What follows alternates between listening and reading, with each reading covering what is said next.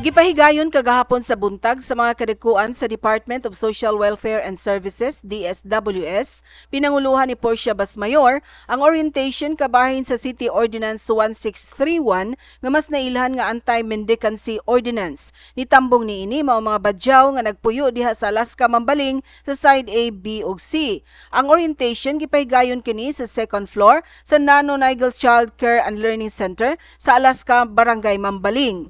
Gibanabana nga dulan sa 200 ka mga badyaw ang nitambong sa orientation, din gipahibaw sila sa mga provision sa City Ordinance 1631.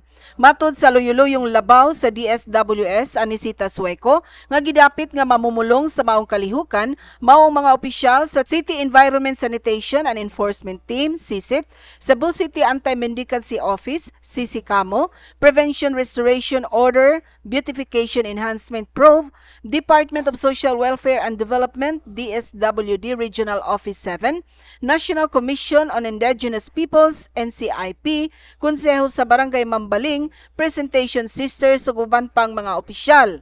Base sa datos sa CISIT, kapin sa 40 na ka mga badyaw ang ilang napasakaan og tukmang kaso tungod sa mga kalapasan sa Anti-Mendicancy Ordinance.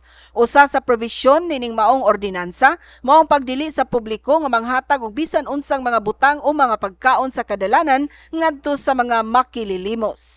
Ngano makayo man ta kay ngano wala tay livelihood. Wala livelihood. Unsa man din yung gusto nga livelihood?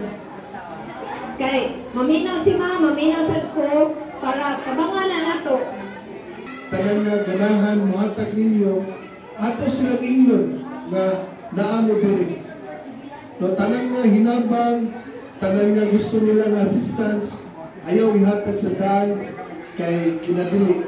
Pero pwede ihatag diri. Labi na naamo diri, daghan mo na diri. So ato na siyang tabangan.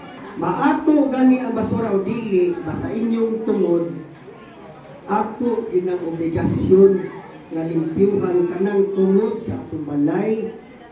Mauna nga makita gani mi nga naihugaw sa kada tungod ninyo, mo issue gimi citation ticket.